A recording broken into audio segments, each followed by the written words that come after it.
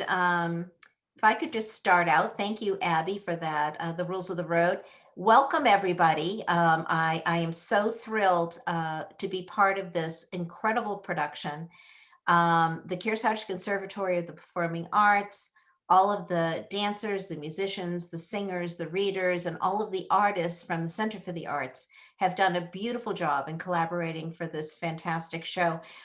It was fabulous. It got great reviews last year, and we're so pleased that we were able to bring this to our virtual First Friday this year.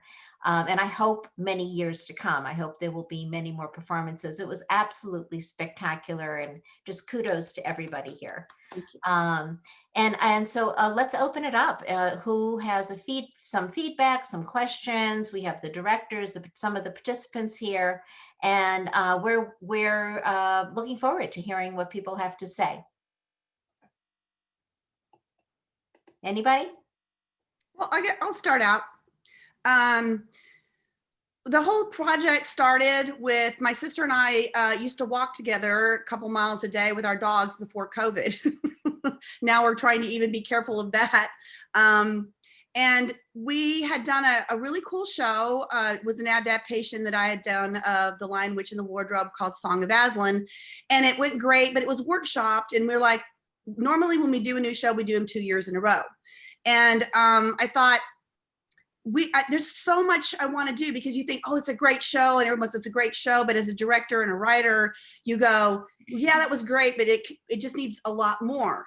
And so I thought, I want to wait a year in between before we do it again, so we have a lot of time. But I want to do something that, is not a lot of original music, not a lot of, and Michelle and I had been talking, and we were like, we've always kind of wanted to do the Messiah. I had choreographed the Messiah pieces many times throughout my 38 years for different things and churches and organizations and my Christian dance company in Texas. And, but I'd never done it with live singers. And so I started doing some research, and then Michelle was like, I've never had a chance to do the Messiah. My God, did you hear her sing? It's just, she sounds like an angel. And so I was like, we have people that are great singers. Chetty's a great singer. Kevin's a great singer. John Michael's a great singer. All these people in our group, Lori and all these people that we know, and Amber and just everyone else in the choir. Forgive me, my brain's a little tired, but just like Michelle's husband, Andy. Michelle, who else was in the choir? Oh, you're muted. The Smeralds are both in the choir. Lori Callahan and her son. My goodness, I've gone blank. And then Nick Malika.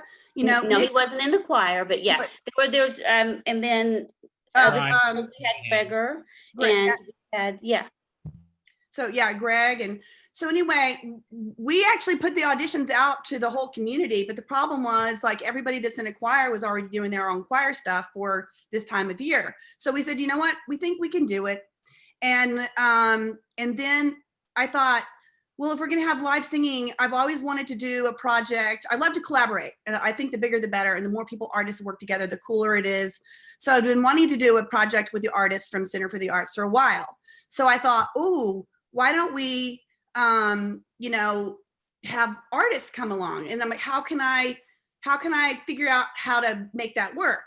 And then I thought, well, we can't do the whole Messiah, because that's just 4.5 hours long. It's impossible. How can we represent the entire Messiah and with the artists visually? So I thought, well, I write poetry. Maybe I could write some poetry. And then my sister, the genius that she is, she goes, Angela, there's an entire libretto that Handel wrote, already written. So my husband, the great actor and director, I asked him to please work with the actors, to narrators, and to represent it that way. So we were in a really cool way to present the entire Messiah in an hour and a half. But it was all of these people coming together with ideas. Peter was amazing.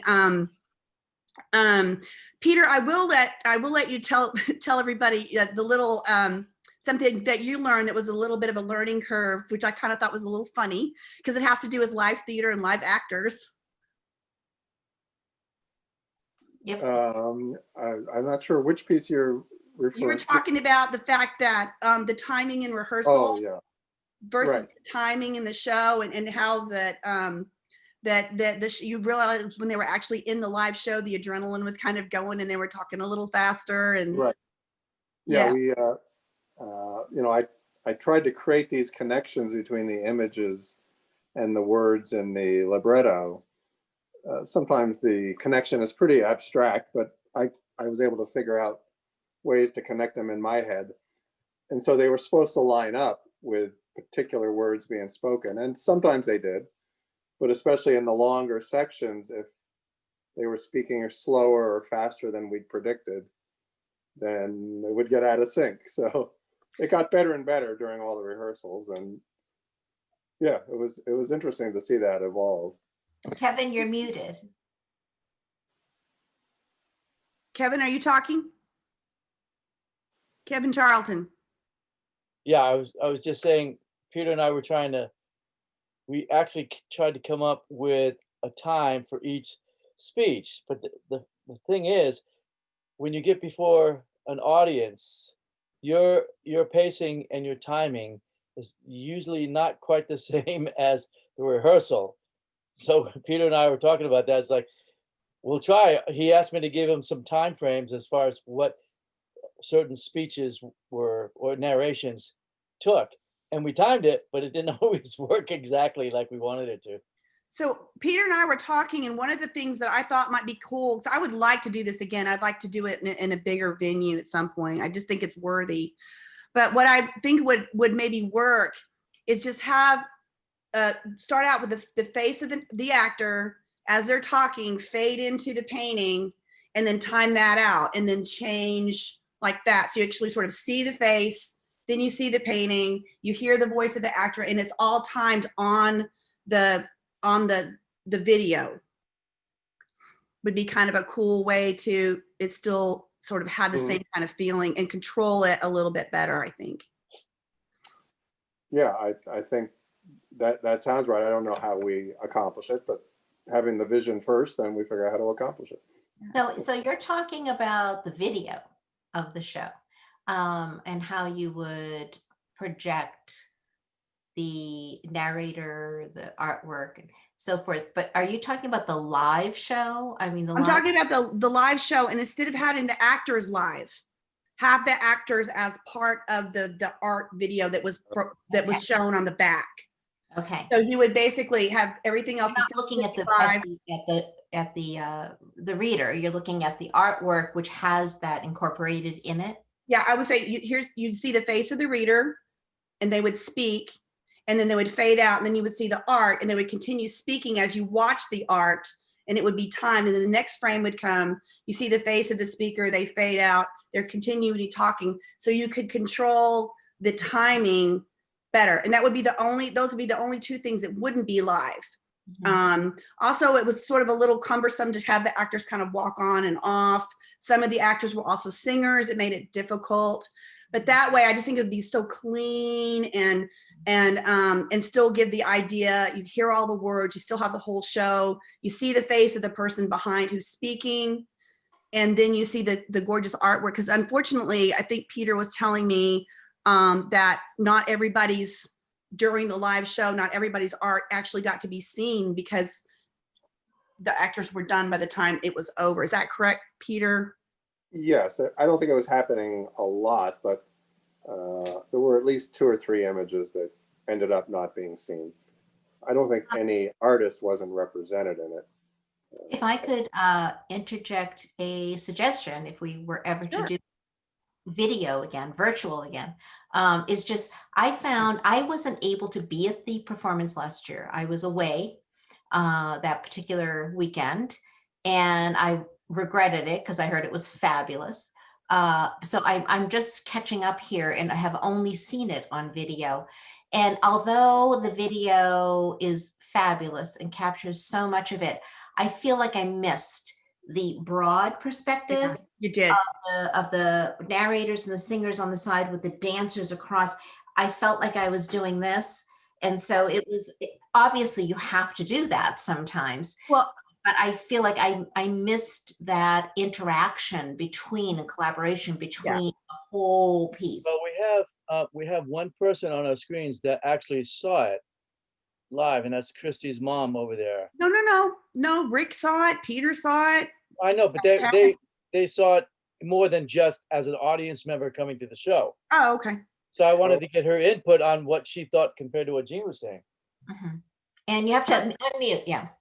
Yeah, I really enjoyed it. I was actually kind of in tears toward the end, that it was really moving. And you're right, I didn't get the same feeling watching it on a video. You didn't get the whole picture. The other thing with the video is the mix of the sound. You don't have the live ambience of the hall, and you get what you might have the mix of the chorus itself. You have one in a microphone that's coming out a little more than the other, and so that's the other issue with the Right. video of the performance as well. The Right. sound, the thing about any kind of video, either you have two things that happen. Is either you film the whole show from the back, you see the whole thing and everybody's like an ant, and we have no control over the videos because thank God Concord TV volunteers to video our shows. And I think I thought for the video, the fact it was such a big show and there was so much, I thought because the choir is just as important as the dancers. You can't. And I was glad that he, focused on them at times. And I was glad, but there was a moment where I'm like, oh, he missed Elizabeth's blah, blah, blah, or whatever. I remember there was one moment where there was something that was like one of my favorite moments. Oh, when she did that in the shepherd's dance, the big lift, there's this huge lift where she comes up over everybody's head and then kind of melts down. And he was watching the other lift, which was also wonderful. But it was like, that was like one of my favorite moments in the show. So note to self, 2 cameras, one focusing, one broad. Well, he did that. There were some back shots from the back, but the thing, like I said, the thing of it is that if I have somebody volunteer to do something for me, I never micromanage people. I let them do what they're good at doing. And then I'm grateful for getting it, even though. So, Angela, can we give credit? Who was it? Concord TV? Yeah, Concord TV. Fabulous. Absolutely. Thank you so much. We appreciate that. Yeah, Steve. Okay, thank you, Steve. Yeah. May I interject? Yes. Absolutely. Sorry, my internet doesn't like the video, so otherwise I would turn my camera on. Also, there's a huge difference in videoing a live performance versus what we think of as a commercialized video of a show. So, it would take a extreme amount of time and planning to set up the show to be videoed or to be staged for video, Right. as opposed to being staged for a live performance. It's 2 completely different beasts. I thought it was, I saw moments that I thought were really cool, like when he was zooming in on their feet, and I was so proud of our girls because they were turned out and pointed. Thank you, ladies. And some things that you don't necessarily zone in on when you're watching a live performance, just to really see the difficulty of what the dancers are doing. I think that would be really interesting now that we're recording. So we were talking about it kind of before everybody got on. Girls, I'd like for you, not to put you don't have to, but I'd like to hear from all of you just a couple things. I'd like you to tell me if you had a favorite moment. And I'd like you to tell me if you saw where you have improved as a dancer. And you have to unmute. You have to unmute. Anybody willing to talk about it? Christy. I thought the He Shall Feed His Flock was my favorite. And not to toot my own horn, but I thought Angela and I looked amazing at the beginning. We were like so together. It was, I don't know, it was a really nice I moment. thought so too. I actually was very torn about dancing in the show. It was really, really hard for me. It was very emotional because a few years ago, I had a really, really bad skiing accident and I tore my left calf in like 5 places. And we have no medical insurance and it's all soft tissue damage. So basically rehabilitated myself. I took me like 3 years to get my left heel down on the ground. And so I thought, I kept thinking, well, when I get better, I'll dance. When I get better, I'll dance. When I get better, I'll get back on stage. And I thought, no, you know what? What do I tell my girls? You don't get better until you get on stage. So I thought, I'm going to go for it and just let's see what happens. And it was very fun to actually be in the company because I used to always dance with my company in Texas. And so it was really exciting, very emotional for me to actually be in the show and honestly just grateful that I can do what I can do because when it happened, I wasn't sure if I'd ever really even be able to walk normally again. So that was just So we're happy you did. thank you. Any other comments? Michelle, you want to talk about singing and directing at the same time? I'd like to hear that. Well, when we were collaborating on this, we had hoped to be able to have multiple choral groups come together and even other directors being able to direct different pieces, which have been wonderful. But again, there were so many things going on. It's about to be Christmas and sometimes just not interested. Well, we just did the Messiah and we had some people from the Messiah group that had started out with them, but different people had to kind of fade away. So we ended up with our tiny little group. Many of those people did not read music. So it was very much of a challenge to teach them and help them to learn their parts. And there was one other soprano other than myself. So I said, well, we got to have another soprano. So I said, put the mic there. And so singing the soprano part of the Messiah while directing all the other groups and bringing them in, yes, it was quite a challenge. Oh, and actually, a dear friend of mine, I can't believe it, Lynn, forgive me, Lynn Grinzel was in it. Lynn, yes. It was her debut with KCPA. And we have people, Lori's and both Lori and Larry are both nurses. Lynn is a lawyer. I mean, these are not professional people. These are community. This is the best of, community theater. And like Nick Malika is a teenager and we were, and to him to sing that stuff is just in crazy. I mean, so we push our students. The solo that both Isabella and Elizabeth did, that would be hard for professionals to do. I don't go, oh, well, she's only 12, and give her a tendu combination. I go, this is the choreography, do it. And they do. She was 12 and Isabella, I can't remember. Isabella, I never remember how hard. Isabella, I think was 14. I'm sorry if she was older. I always think they're younger than they actually are. Everybody looks like 5 to me in my lifetime, my lifespan now. Yeah, but I think, it was really interesting watching me dance with the girls. And if any of the girls want to comment on this, I'd love to hear. It's interesting to see when I'm actually dancing with them that they dance like I do.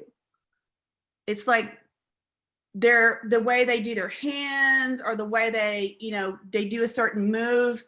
It's not like when I was up there with them, especially, it wasn't like there was 5 different styles. It was like there was one style. Do anybody want to comment on that?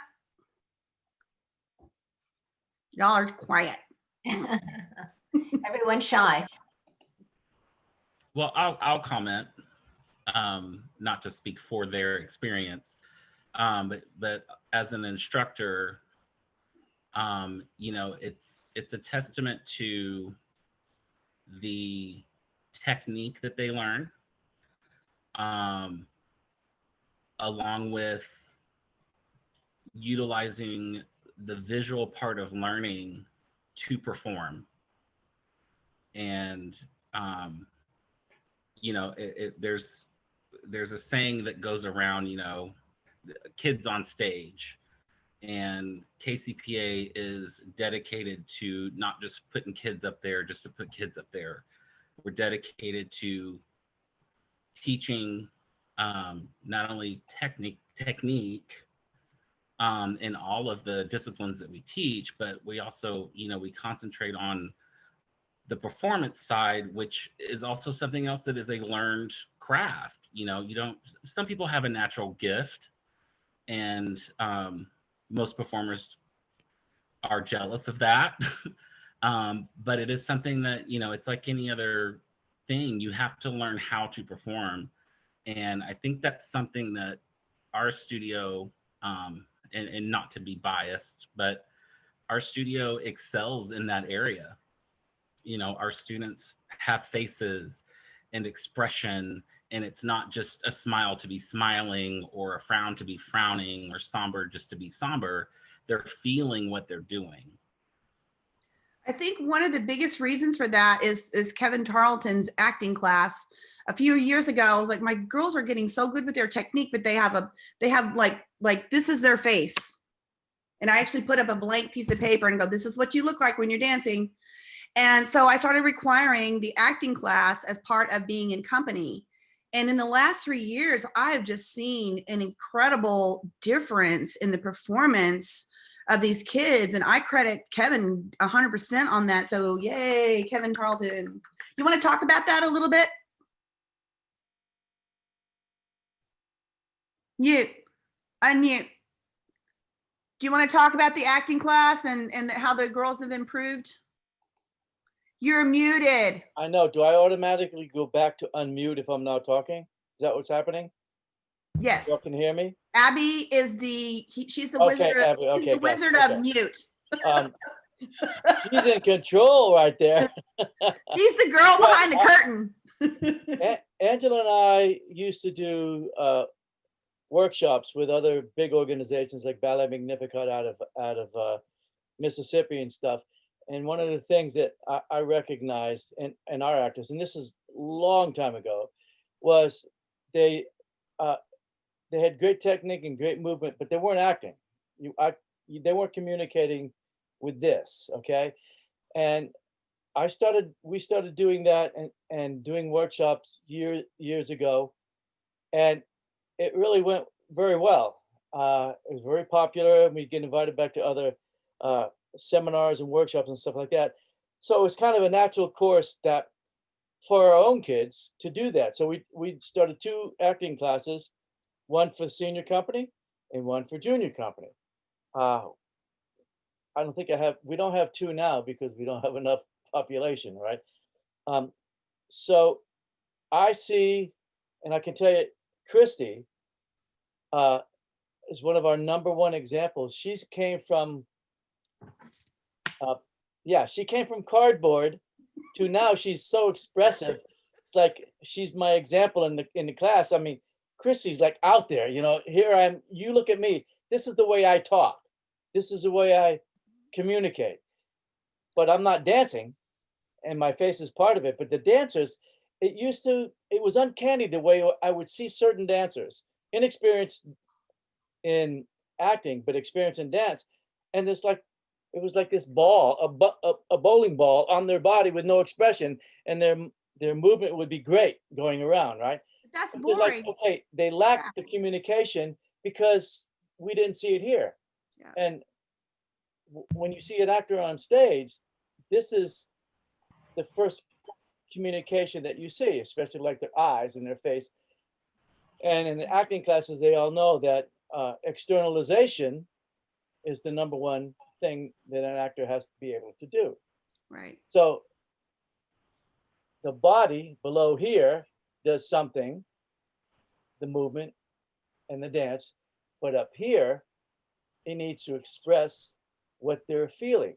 Your Right. body can express what it's feeling, maybe, but it lacks if it doesn't have this to communicate with the physical. And that's the way we started it years ago, doing workshops back in the 80s even. And so we made it kind of mandatory that our dancers would have to take the acting classes. And again, Chrissy is my favorite example because she came from, Chrissy was a great technician in dance, but I never saw anything out of her face. So, what is it, 3 or 4 years ago, we made it mandatory, 5 years ago, made it mandatory to be in the acting class. And albeit that was like, okay, well, junior company, senior company. We kind of called those acting classes junior company and senior company acting classes. I also have Do to you all, brag. do you all understand? Have you all ever seen an example of a beautiful dancer, but there's like, what is she dancing about? What does she feel like she's dancing about? Like when I teach singers, how do I know what you're singing about if I don't see what you're feeling it, how you're feeling it, you know? So that's what we do. And I know Chetty and I talk about this, and it's the same thing. It's all part of the communication and externalization of what you're communicating. And it varies. I mean, it's some songs are very intense. Some songs are very easy going, but it's I'll go into a dance class and I'll say, and they all know me. It's like, here comes Mr. Kevin. He's coming to the dancing class. And what am I going to look at? I'm going to look at how they're communicating with this. Right. Okay, great, Kevin. Thanks. And No problem. actually, Kathy, Kathy's you got a got a question. question? Kathy? I unmute. Yeah. So some of the highlights for me were when you were dancing with the students, Angela. Wow. Okay. And this relates to your question. You know, are we moving together? Or forget what you were zeroing in on, but you know, the movement of their hands, and you were holding court. That's what came to me. You hold court when you're on stage with him, and I could feel their energy embodying into yours. Oh, There was cool. a really cool thing, and you were like all one. That's You were holding court. that's yeah. super cool. Thank you. Yeah. And I got the gist from that. I mean, Peter loved the process. I never went down to your studio in the making of this, but he did when he was doing the pictures and all that. And he just said that, you know, you're such an amazing teacher. Oh. And, you know, you're very disciplined teacher. You're very firm, and you know what you want, and you get that to happen. You lovingly convey the vision and the concept. And it's beautiful to see. Thank you. Rick, I'd like to hear you talk about the triumphs and the, well, it was a triumph with the art, but some of the struggles of getting a micro gallery for 2 days, and is it worth it if we were to do this again, or what would be the alternative? I'd just like to hear, you are a huge part of this, and kudos to you. You did a beautiful job. I mean, the art display out there was fabulous, and please pass that on. But I'd like to hear from you, Rick. Well, I think it was a great collaboration between the Visual Arts Guild and you guys, and I think to see the Messiah put into interpretive, not just dance, but visual as well. I think Peter did a great job of projecting. Our artists from the Visual Arts Guild did a great job of making art specifically to go along with the Messiah. And I think the show itself was a lot of work for 2 nights. We did sell a couple pieces, and it was nice to have a show. But usually when we hang a show, it's up for 3 months or a longer period of time. So I don't know if that would really be worth it to do again, but it was definitely worth it to do, to get the artists to collaborate with you guys, and they really enjoyed that kind of challenge and interpretive artwork to try and interpret some of the beautiful words and symbolism of the Messiah. Watching it brought me to tears when Peter and I were there. watching the rehearsal. It was so beautiful to see. I mean, the Messiah is such a favorite of mine anyway, but to see it interpreted through dance was such a unique and beautiful way to do it. And the frosting on the cake, not the frosting on the cake, but the addition of the visual interpretation artistically on top of the dance was a very creative and enjoyable experience. And I think I look forward to doing more collaborative things like that. I hope we'll do more similar things. I absolutely want to. And you people are just, I'm so glad. I have to say also that I'm on the board for Center for the Arts, and I'm honored because I've been around a lot of other organizations and a lot of other things, and there's a lot of people who say this and that and the other and pretend to be this and that and the other, and y'all, well, we don't, because I'm part of that organization. But Center for the Arts is just, y'all, you think the way I think, you know, we believe the same things, we want the same things for our community. And I see our relationship, KCPA and Center for the Arts, only just, you know, growing, and love to come up with other ideas like this idea with Kathy. You know, anybody has any, you know, input on that kind of thing. Where could we dance around a bunch of paintings? You know, where, you know, what costumes can we, you know, where can we do this during COVID and not, maybe not be virtual, you know, those kinds of things. That is me 100%. I am, you know, like in the Matrix, you know, he goes, there is no spoon. There is no box. There's no boxes, never been a box. Bleh. So anything that's outside of that is right up my alley. And I think, Peter, you were like waving. Did you have something to say? This goes back to the challenges for having the micro gallery. I don't know whether Rick and Jean and others can figure it out, but if the artwork was on display in the normal New London micro galleries in the 3-month period that the Messiah, then it would be a way of promoting the Messiah production through the micro galleries, and it might attract more artists to be part of the project if it was like a combo deal of not just the 2 nights at the performances, but have a more continuing presence in the micro gallery. How many pieces were actually in the production? Pieces of art? There were 12 artists.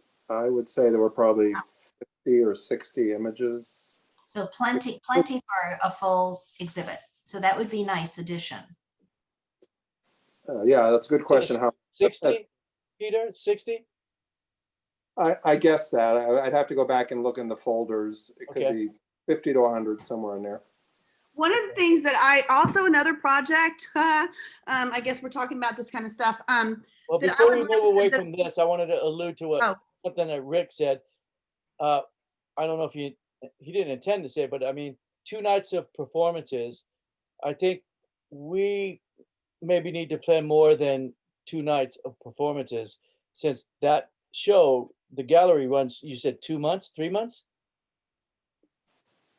3 months, okay.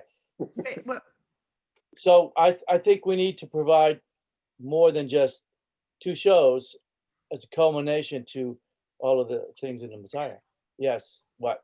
Okay. Well, I know the Performing Arts Guild and Skit do back-to-back performances at the Warner Town Hall and at Whipple Hall. So they do like weekend here, a weekend there, a weekend there. So I think there is enough interest to do that. I'm not sure what the venue is, if you would want to do it in the same venue, or if you could spread it around. Yeah, right. It doesn't have to be in the same venue.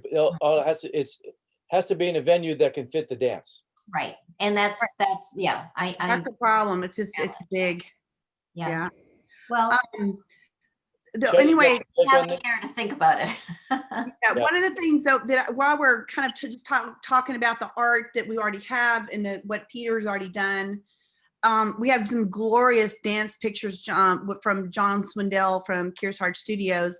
And one thing I thought would be kind of cool is to put a photo book together with the Messiah and sell it, you know, and maybe split it or something between Center of the Arts and KCPA, and actually have this beautiful album with this gorgeous dancing, and have the libretto, have the artists, you know, I know we'd have to give them a percentage or whatever, but I just think that would be something that people would buy and have on their Christmas table. I thought maybe we could include the Literary Arts Guild and maybe have some of them write some poetry, you know, and just actually have this beautiful Messiah book.